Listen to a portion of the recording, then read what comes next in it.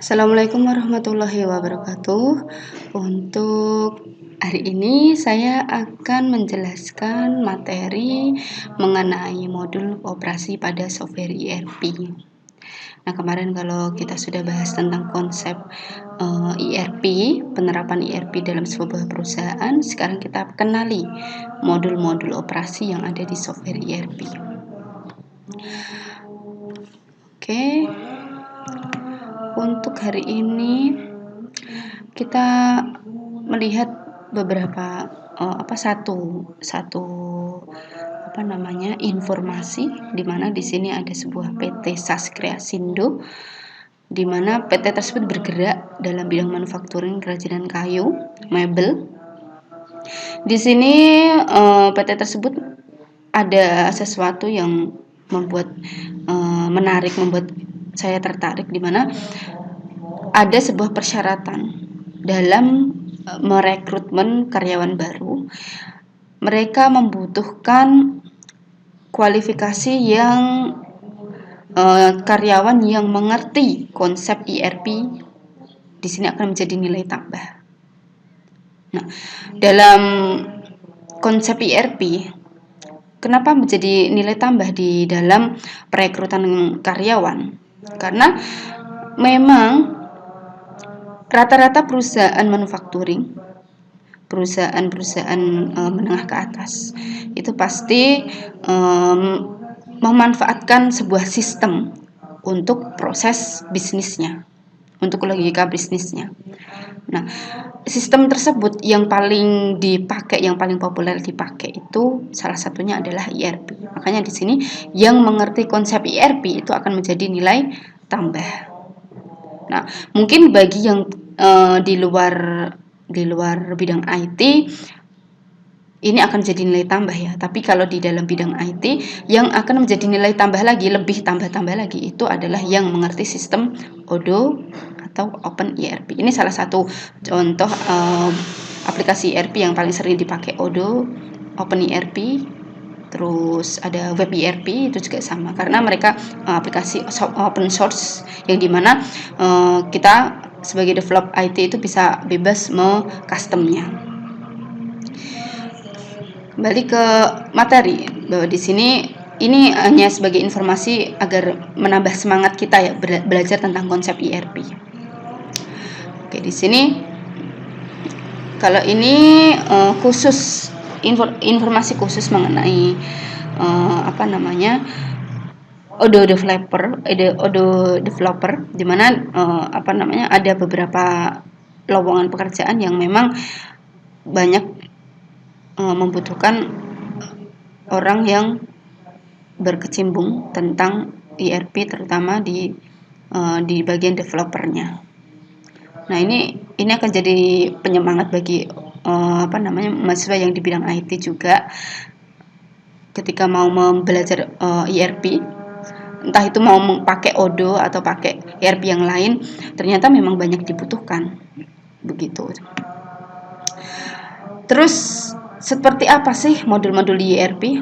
Nah, ini ada top 5 ERP modul. Ada top 5 ERP modul di mana 5 modul ini itu paling sering dipakai di dalam perusahaan. Yang pertama ada financial management, terus ada supply chain management, ada juga inventory management, terus ada CRM, customer relationship management, dan terakhir ada human resource. Ini yang paling sering dipakai oleh perusahaan. Karena memang pada umumnya perusahaan pasti mengelola keuangan mereka agar bisa terlihat rugi labanya. Dan kemudian perusahaan pasti mengelola customer relationship mereka agar terjalin hubungan yang erat antara customer dengan perusahaan. Bagaimanapun juga perusahaan itu berkembang tergantung dari berapa banyak customernya, berapa dekat dengan customernya. Karena perusahaan itu juga akan memikirkan bagaimana caranya customer itu puas dengan produk perusahaan tersebut. Terus ada human resource. Human resource itu berkaitan dengan pegawai-pegawai yang ada di perusahaan tersebut. Kira-kira human resource yang tersedia, SDM yang tersedia oleh perusahaan tersebut itu sesuai kualifikasi apa enggak? dibutuhkan peningkatan atau enggak. Makanya ini sebagian besar pasti ada human resource. Kalau inventory juga pasti ada. Itu berkaitan dengan manajemen produk, stok produk mereka dalam bidang apapun ya ini ya, dalam perusahaan bidang apapun pasti ada.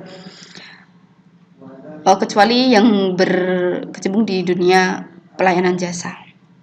Cuman ya meskipun berkecimpung dalam pelayanan jasa pasti mereka punya manajemen inventory tentang inventaris perusahaan, itu juga pasti dipakai kalau modul inventory.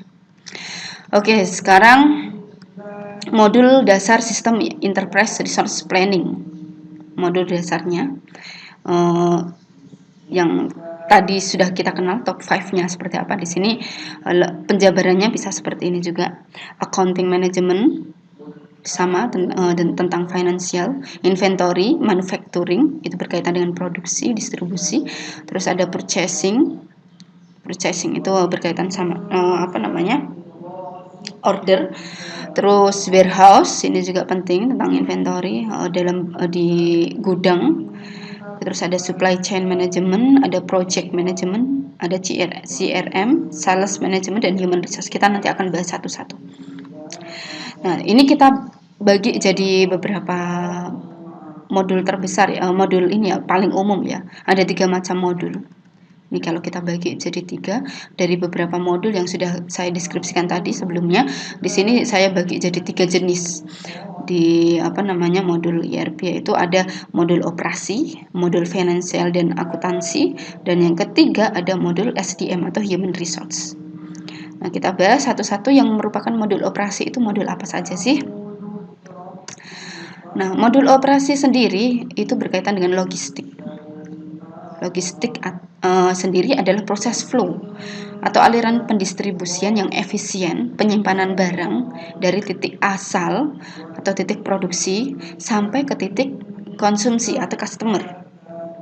Jadi dia memanajemen proses flow-nya, berjalannya logistik tersebut itu seperti apa. Nah, logistik ini adalah bagian dari supply chain, yaitu suatu metode untuk mengontrol aliran barang. Nah, ini lebih ke pengontrolan aliran barang ya. Dari barang baku, barang bahan baku atau barang jadi itu nanti akan dikontrol oleh modul operasi. Aturan dalam kata lain ini logistik itu proses pergerakan barang dari gudang menuju tangan konsumen. Nah, logistik pertama kali itu digunakan dalam dunia militer untuk menggambarkan proses persediaan senjata, obat-obatan, dan pada zona perang ya. Nah, istilah ini sekarang digunakan lebih luas lagi ya, selain di bidang militer. Modul logistik istilah logistik dikenal di dalam bidang bisnis juga. Nah, modul logistik ini merupakan modul yang terintegrasi dengan modul lainnya. Modul lainnya seperti apa? Nah, ini ada ilustrasi untuk logistik di mana supply chain yang tergambarkan itu di sini adalah alur sebuah perusahaan produksi kendaraan. Yang pertama, mereka merangkai. Untuk merangkai sebuah kendaraan itu pasti banyak sekali material yang dibutuhkan ya. Ada kabel, terus ada skrup, terus ada bagian sisi mobil. Nah, semua material tersebut harus termanajemen dengan baik. Jangan sampai ada yang kurang, jangan sampai ada yang sisa. Nah, di sini kita membutuhkan sebuah manajemen yang baik, terutama di bagian pembagian material seperti ini ya. Ini kalau ditelusuri lebih rinci pakai Excel manual itu pasti lama sekali. Makanya jika diterapkan sebuah sistem itu akan memudahkan karyawan dalam memanajemen logistik tersebut. Sampai dia nanti kalau sudah jadi beberapa proses yang dasar.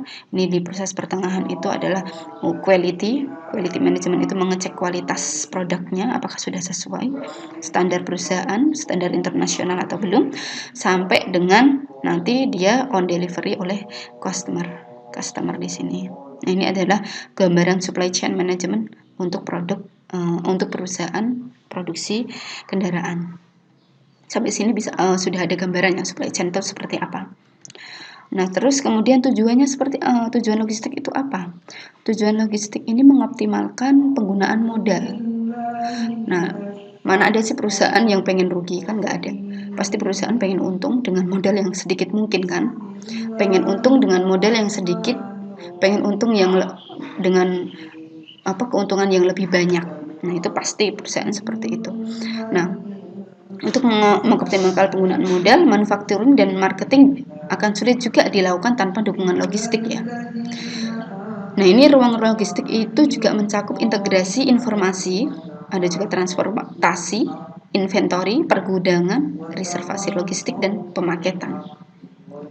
Seperti yang tadi saya jelaskan di supply chain management ya.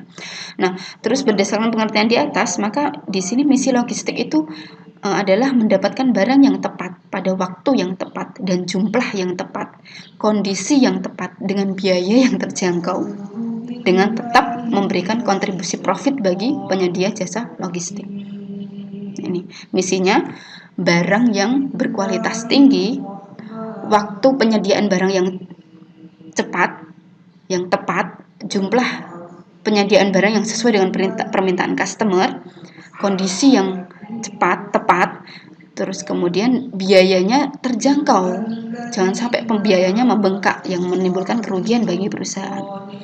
Dan tetap memberikan kontribusi profit. Nah, di sini makanya dikatakan tetap memberikan kontribusi profit bagi penyedia logistik juga atau perusahaan. Nah, karenanya logistik itu selalu berkutat dalam menemukan keseimbangan antara dua hal ya. Di sini dua hal yang amatlah sulit untuk disinergikan seperti yaitu menekan biaya serendah-rendahnya, biaya pengeluaran pengadaan logistik itu serendah-rendahnya demi tetapi tetap juga harus menjaga kualitas jasa dan kepuasan konsumen. Nah, ini dua hal yang perlu diseimbangkan, yang perlu selalu diprioritaskan oleh perusahaan. Ini misi logistik paling utama. Nah, jenis modul operasi yang biasanya dipakai di sini ada general logistik, ada sales and distribution, terus ada material management, ada logistik execution, quality management, plan maintenance, dan ada customer service juga, production planning, project system, dan environment management. Ini kita bahas penjelasan modul di atas. Nah, di sini kalau modul general logistik, di sini ada modul logistik yang juga merupakan modul yang terintegrasi dengan modul yang lainnya. Nah, makanya di sini ERP itu sangat bagus sekali karena setiap modul itu pasti terintegrasi dengan modul lainnya. Maka di sini kalau terintegrasi pasti akan meminimalkan inkonsistensi data atau duplikasi data. Kalau ada duplikasi data itu bahaya, nanti berkaitan dengan finansial atau accountingnya. Loh, kok jumlah invoice atau jumlah pemasukan ini kok tidak sesuai dengan barang yang dikeluarkan. Barang yang dikeluarkan banyak, kok bisa pemasukannya lebih banyak. Nah, itu kan harus sinkron. Makanya kelebihan ERP di sini, dia terintegrasi dan meminimalkan duplikasi. Nah, modul general logistik yang ada itu ada modul production planning, ada modul enterprise controlling, terus sales distribution, ada material dan plan quality juga. Nah, namun pada dasarnya di sini modul logistik itu berfungsi untuk pengaturan logistik dari masa purchasing hingga distribusi, dari purchase requisition hingga delivery. Nah, ini modul logistik. Dia pengaturan logistiknya dari masa purchasing, dari masa customer itu memesan produk A dengan sejumlah sekian, sampai distribusi, pengadaan produksi barang tersebut sampai distribusi, dan dari purchase requisition on progress purchase-nya terus hingga delivery ke tangan customer. Itu semua logistik harus terekam. Nah, itu pada dasarnya seperti itu modul logistik ya, general logistik. Nah, di sini ada terhubung sales and distribution. Sales dan distribusi ini merupakan ujung tombak dari sebuah perusahaan ya. ujung tombak dari suatu perusahaan untuk mencapai tujuan dari perusahaan tersebut. Nah, sales ini menitik beratkan pada teknik dan mencapai pasar untuk produk. Sales harus juga selalu ditunjang dengan proses distribusi yang baik. Nah, proses distribusi harus merata dan harus menerapkan prinsip on time delivery. Nah, ini yang paling penting. Misalkan ada customer pada hari Selasa memesan produk A sekian banyak. Dia customer tersebut pengen selesai hari Minggu. Nah, bagaimanapun caranya perusahaan harus menyediakan produk dengan kualitas keinginan customer dan harus on time selesai pada hari Minggu itu juga. Kalau misalkan tidak selesai pada hari Minggu itu juga, maka image perusahaan akan terdampak. Oh, perusahaan A ternyata nggak on time. Oh, perusahaan A ternyata produknya nggak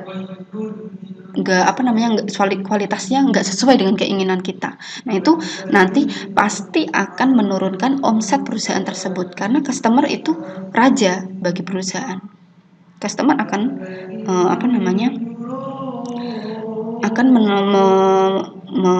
mempengaruhi image perusahaan. Nah, ini desain dari modul sales distribution itu difokuskan pada penggunaan strategi penjualan yang sensitif terhadap perubahan yang terjadi di pasar. Nah, prioritas utamanya itu penggunaan modul ini adalah untuk membuat struktur data yang mampu merekam, menganalisis, mengontrol aktivitas untuk memberikan kepuasan pada pelanggan sehingga nanti akan menghasilkan profit yang layak dalam periode akuntansi yang akan mendatang. Ini untuk sales dan distribusi ya. Nah, untuk material manajemen, kalau tujuan dari modul ini itu mengoptimasi semua proses yang terkait dengan perencanaan, pengadaan, pembelian, hingga penyimpanan material. Jadi kalau misalkan perusahaan, contoh ya, kalau dulu saya di perusahaan manufacturing itu produknya baju sport. Customer A memesan baju sport sebanyak 200 ribu. Pasti nanti perusahaan akan menghitung material apa saja yang dibutuhkan untuk membuat baju tersebut. Benangnya berapa, zippernya jenis apa, kainnya kain jenis apa. Di sini akan diatur di modul ini, material management. Perencanaannya harus matang, jangan sampai ada barang yang sisa, jangan sampai ada barang yang kurang. Pengadaannya ini, karena perencanaan akan berpengaruh kepada pengadaan. Kemudian sampai pembelian materialnya, dan jika memang ada barang yang sisa, itu juga harus terekam oleh sistem penyimpanan hingga sampai penyimpanan material jika ada barang yang sisa. Nah, manfaat yang diperoleh ini otomasi evaluasi pemasok, terus ada tingkat biaya pengadaan dan penyimpanan yang lebih rendah. Di sini mengharuskan penyimpanannya lebih rendah pada inventory dan manajemen pergudangannya. Juga termasuk di sini di material management itu harus terintegrasi dengan verifikasi penagihan invoice. Otomatis kalau kita mau beli barang material zipper kain itu harus ada invoice-nya ya. Mana sih faktur pembeliannya itu mana? Nah, ini harus terintegrasi dengan modul finansial tadi atau accounting. Nah, di sini kemudian ada logistic execution. Di sini modul LE juga merupakan modul yang terintegrasi dengan modul yang lain. Ada modul PP, Production Planning, ESC sampai dengan QM, Quality. Pada intinya, modul ini fokus pada pengaturan logistik dari masa purchasing hingga distribution, dari purchasing requisition, good receipt hingga delivery. Ini masih berkaitan dengan tadi modul general logistik. Terus ada production planning. Production planning ini merencanakan, mengendalikan jalannya material sampai kepada proses delivery atau pengiriman produk. Terus ada plan maintenance PM, mendukung dan mengontrol pemeliharaan peralatan dan bangunan secara efektif, mengatur data perawatan dan mengintegrasikan data komponen peralatan dengan aktivitas operasional yang sedang berjalan. Nah, ini kalau misalkan perusahaan manufacturing yang berkaitan dengan produksi baju, pasti nanti ada beberapa peralatan yang sebagai penunjangnya. Ada mesin jahit. Ini plan maintenance ini adalah modul yang harus digunakan. Bagaimana caranya mesin-mesin yang digunakan untuk produksi itu ada planning maintain-nya kapan. Karena di sini dia itu nanti berkaitan ya dengan hasil produksinya, makanya itu harus diperhatikan. Terus ada quality management. Quality management berkaitan dengan modul PPI production. Salah satu fungsi ini adalah QM, quality management, untuk menyediakan master data yang dibutuhkan berdasarkan rekomendasi dari ISO 900 series. Ini quality management. Di perusahaan pasti mengusahakan kualitasnya itu sesuai dengan rekomendasi ISO ya. Makanya quality management itu nanti pasti harus dipakai untuk perusahaan-perusahaan yang memang memperhatikan kualitas produk yang dihasilkan. Terus ada project system. Modul PS dikonsentrasikan untuk mendukung kegiatan seperti perencanaan terhadap waktu dan nilai, perencanaan detail dengan menggunakan perencanaan cost element atau unit cost, dan menetapkan waktu kritis pendeskripsian, aktivitas, dan penjadwalan. Di sini juga project system ini koordinasi dari sumber daya melalui optimasi permintaan material, manajemen dan kapasitas material sampai dengan sumber daya manusia. Nah, di sini project management itu nanti dia lebih ke manajemen pelaksanaan mengintegrasikan antara SDM yang melakukan distribusi sampai ada pengontrolan di sini, makanya ada monitoring terhadap material, kapasitas dan dana selama proyek berjalan. Jika perusahaan menerima pesanan, perusahaan tersebut pasti harus membuat sebuah proyek baru. Nah, untuk membuat proyek baru, tujuannya proyek tersebut yaitu memenuhi pesanan A. Di sini perusahaan tersebut harus mengintegrasikan antara SDM yang tersedia itu apakah mampu menghasilkan produk A. Makanya di sini harus ada perencanaan terhadap waktu dan nilai. Perencanaan terhadap sumber daya yang disediakan. Nah, ini tujuannya agar perusahaan tersebut bisa menghasilkan sebuah produk yang menyesuaikan dengan kebutuhan pelanggan. Sampai di sini ada penutupan proyek dengan analisa hasil dan perbaikan. Misalkan nanti ada kekurangan di satu pesanan tersebut, itu salah satu project system. Tapi project system ini biasanya ada beberapa yang tidak pakai. Beberapa perusahaan yang tidak pakai modul project system. Terus ada customer service. Nah, ini dirancang khusus untuk memenuhi kebutuhan perusahaan, pengelolaan, untuk pemrosesan order penjualan, manajemen hubungan CRM tadi, distribusi fisik, faktur, dan aktivitas pelanggan terkait. Nah, CS ini menawarkan kemampuan memproses perkiraan penjualan, pesanan perusahaan, dan jadwal rencana pengiriman. Nah, semuanya ini berkaitan dengan customer ya. Terakhir ada environment management. Biasanya perusahaan itu berada di bawah tekanan dari semua ini untuk mendokumentasikan dampak lingkungan mereka. Jadi dokumentasi ini mungkin dimaksudkan terutama untuk membuktikan kepatuhan dengan mandat pemerintah, bersaing untuk bisnis dalam permintaan untuk proses informasi, atau untuk memberikan dukungan keputusan untuk suatu praktek pengelolaan lingkungan. Nah, di sini terlepas dari bagaimana dampak lingkungan itu digunakan, maka dalam sebagian besar perusahaan manufacturing itu data tentang bagaimana operasi berdampak pada udara, air, dan tempat pembuangan sampah. Makanya perusahaan ini harus mengambil inisiatif pengelolaan lingkungan, baik politik dan dampak buruk dari data logistik yang dihasilkan. Nah, ini juga bisa direkam di environment management. Karena untuk pembackupan dampak dari limbah yang dihasilkan itu jika ingin diintegrasikan dengan sistem, maka bisa memanfaatkan modul environment management. Terus kemudian modul finansial dan akuntansi. Ini modul yang kedua. Di sini ada operasi financial accounting, ada controlling, investment, Nah, ini butuh ya, perusahaan butuh investment management, mulai dari planning, budgetnya berapa, dan pengontrolnya. Terus ada treasury, ada cash management, treasury management. Ini peran sentral dalam tata kelola keuangan. Terus ada enterprise controlling.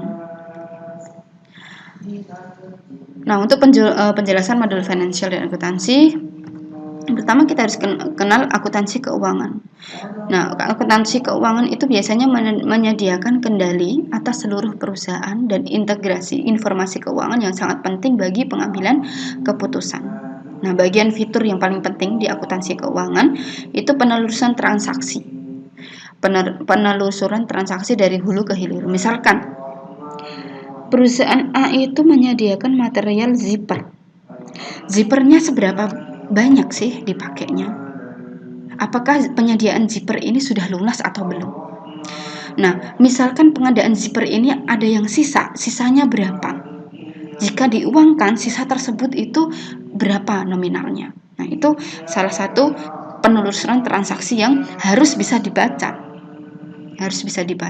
Karena dengan sedetail tersebut, informasi yang sedetail tersebut nanti akan mempengaruhi keputusan sebuah perusahaan. Kira-kira nanti di order di pemesanan ke depan kita butuh berapa zipper lagi. Ini di gudang masih stok nih, masih ada stok segini zippernya.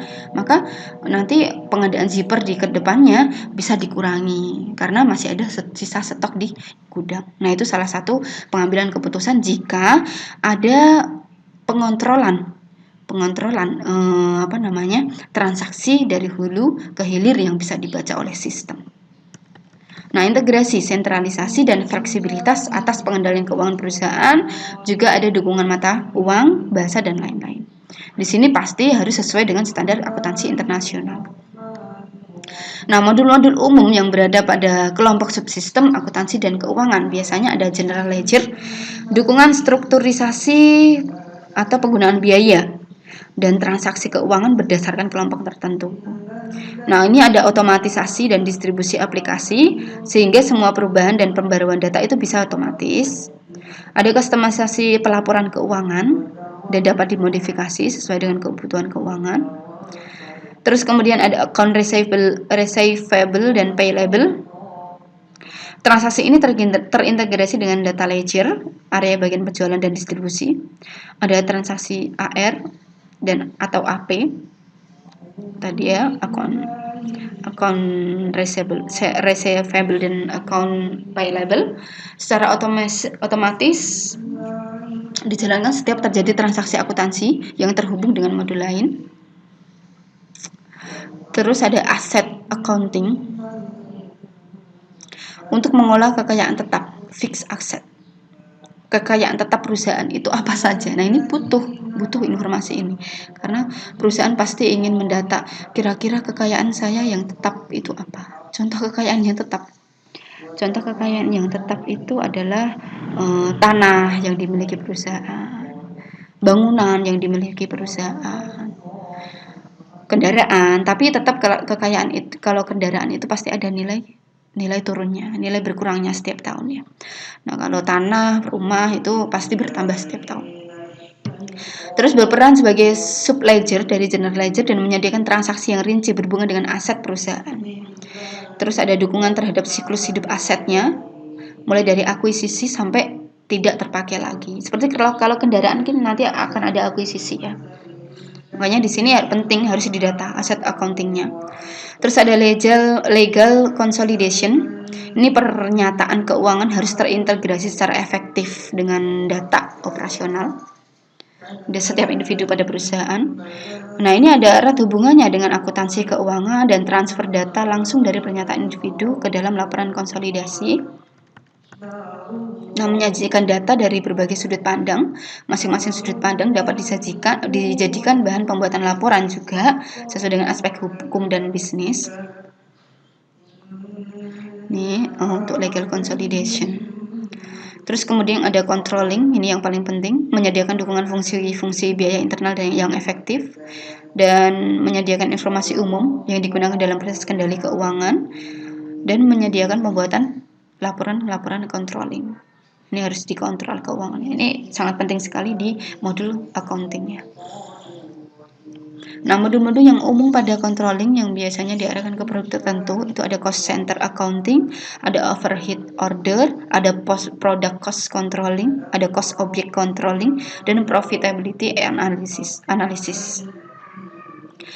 Nah, ini intinya pada produk controlling itu modul controlling itu dia mengontrol pengeluaran seperti pembelian material-material yang dibutuhkan untuk membuat produk oleh perusahaan itu dikontrol. Terus di sini ada overhead order, ini mengumpulkan dan menganalisa biaya berdasarkan ukuran individu internal. Jangan sampai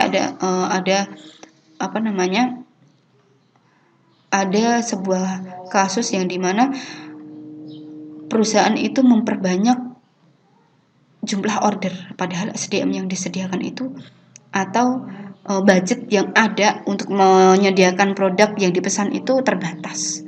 Nah, ini jangan sampai terjadi overheat. Nah, cost object controlling ini memonitor order di area produksi. Jangan sampai komponen logistik, komponen material yang ada di area produksi itu kurang untuk membuat sebuah produk. Ini harus biayanya harus aktual dan perhitungan biayanya sudah harus berjalan ya. Sampai dengan penggunaan material yang sisa itu juga harus dikontrol. Dan ada profitability analysis itu untuk mempelajari sumber-sumber pengembalian biaya. Penentuan alokasi biaya berdasarkan pendapatan yang ditetapkan. Terus ada investment management, ini mendukung proses investasi. Proses investasi mulai dari perencanaan hingga investasi. Ini perencanaan dan anggaran investasi itu dapat dibuat dari tingkat tertinggi, dari order tertentu, dapat di breakdown secara hierarki berdasarkan alokasinya masing-masing. Nah, ini untuk modul investasi. Terus perencanaan pengelolaan distribusi modal itu juga bisa. Misalkan ada investasi sebesar ratusan sekian. Nah, ini nanti juga bisa dikelola kira-kira investasi ini nanti akan dijadikan modal apa. Nah, ini penting untuk sebuah perusahaan. Kemudian melakukan dan perencanaan dan perhitungan pengurangan nilai investasi berdasarkan ukuran tertentu. Jika memang dikurangi, maka juga harus diukur sesuai dengan kemampuan perusahaan. Apakah nanti investasinya berkurang banyak atau berkurang sedikit menyesuaikan dengan kemampuan perusahaan. Nah, ini harus diperhitungkan demi keberlangsungan hidup perusahaannya. Terus treasury, peran sentral dalam tata kelola keuangan. Ini untuk uang skala besar. Efisiensi aliran dana jangka pendek, menengah, dan panjang. Antisipasi resiko merupakan aspek daya saing perusahaan di sini. Nah, ini treasury ini untuk intinya dia itu harus bisa membaca aliran dana jangka pendeknya apa. Seminggu ke depan kira-kira perusahaan membutuhkan dana biaya berapa. Nah, terus yang menengah setahun ke depan, bukan setahun ya, 5 bulan ke depan perusahaan keuangannya mencukupi enggak untuk menyediakan produk ABC sekian banyak misalkan. Nah, kalau jangka panjang setahun, 2 tahun ke depan, 5 tahun ke depan, perusahaan tersebut masih bisa mengontrol antara pengeluaran dan pemasukan atau enggak. Nah, ini adalah proses yang ada di modul treasury. Nah, modulnya ada cash management, ada transaksi pembayaran perusahaan, ada cash holding, cash inflow, cash outflow, terus ada treasury management. Nah, ini mungkin yang dari bidang ekonomi, akuntansi pasti paham ya. Terus ada enterprise controlling, modul yang mendukung fungsi pengendalian atas organisasi. Nah, ini ada modul executive information system, ada business planning dan budgeting. Itu atau enterprise controlling. Ini menyediakan, kalau business planning menyediakan dukungan untuk unit bisnis atau grup untuk menghitung target bisnis yang meliputi ada perencanaan, investasi, ROI, pencairan anggaran, dan penelusurannya. Terus kemudian terakhir modul human resource. berfungsi memudahkan melaksanakan manajemen yang efektif dan tepat waktu terhadap gaji, benefit, dan biaya yang berkaitan dengan SDM perusahaan. Itu yang pertama fungsinya. Manajemen SDM secara efektif, mulai dari waktu gaji, benefit, dan biaya yang berkaitan. Terus melindungi data personalia dari pihak luar. Dan yang ketiga ada membangun sistem rekrutmen dan pembangunan SDM yang efisien. Ini 3 hal yang penting yang ada di modul Human Resource. Nah, modul-modul HR ini ada personal management, mengatur, merencanakan, dan juga mengendalikan diri sendiri. Personal management ini modul ini lebih banyak diakses oleh ini ya, pihak manajer kali ya. Manajer atau direktur lah ya, yang dimana mereka harus diwajibkan untuk mengenal SDM yang dikerjakan. Nah, ada personal time management, ini pengelolaan waktu bagi para karyawan, kira-kira karyawannya mau dipekerjakan berapa jam efektifnya, dan payroll, penggajian bagi perusahaan dalam mengelola karyawan. Jangan sampai gaji yang diturunkan oleh karyawan itu melebihi batas atau kekurangan, karena nanti akan menimbulkan kinerja perusahaan, kinerja karyawan tersebut. Terus pengeluaran gaji juga harus tepat waktu, jangan sampai telat. Nah, ini karena berkaitan dengan mesin yang dipakai oleh perusahaan. Bagaimana caranya karyawan itu dibuat nyaman bekerja di perusahaan tersebut, agar karyawan tersebut bisa bekerja dengan lebih baik dan menghasilkan produk-produk yang sesuai dengan keinginan customer. Ada training dan event management. Training ini untuk pelatihan karyawan, di mana perusahaan harus mengupgrade skill karyawannya, karena setiap tahun pasti akan ada teknologi baru, maka butuh training dan event management. Atau kalau enggak training, pelatihan juga, perusahaan tersebut juga wajib mengadakan seperti waktu-waktu liburan, mungkin ya, waktu-waktu liburan outbound, berfungsi untuk mempererat kinerja tim. Itu juga butuh untuk event management, karena ke dalam suatu perusahaan pasti karyawan itu akan bekerja dengan tim, makanya butuh untuk event-event yang mempererat antar karyawan ya. Terus organizational management, ini manajemen organisasi yang berfungsi mengelola secara profesional fungsi SDM dengan manajernya. Terus travel management, nah pengelolaan di mana manajemen mengadakan perjalanan untuk meningkatkan semangat karyawan dan menambah pengetahuan mengenai keadaan di luar perusahaan. Ini juga penting. Oke. Nah, untuk page di sini ada beberapa. Nah, ini kalau di sini kita lihat ada banyak modul yang dipakai ERP. Banyak modul, puluhan modulnya. Tapi kalau kita lihat di Odoo, karena kita nanti pakainya Odoo itu dibagi menjadi 4 modul. Ada website, sales, operation, sama productivity tools. Yang dimana di sini website itu ada e-commerce, ada terus sales ada CRM, invoice, point of sales. Terus ada di bagian operationnya ada accounting, human resource, inventory, purchase, dan sebagainya. Nah, kalau untuk productivity tools itu ada chat, live chat, communication. Yang dimana 4 modul ini ada beberapa fungsi yang saling terintegrasi. Terus kemudian untuk pengguna Odoo sendiri itu bisa di sini kita lihat ada Toyota, ada Hyundai, Danone, dan sebagainya. Ada beberapa pengguna yang memang di sini PT-PT yang besar ya. Nah, untuk lebih jelasnya nanti silakan bisa diakses di alamat ini ya. Oke, untuk materi dari saya cukup sekian. Nanti jika ada pertanyaan bisa ditanyakan via diskusi ya. Selamat beraktivitas, selamat memahami, selamat belajar. Salam sehat, salam semangat. Wassalamualaikum warahmatullahi wabarakatuh.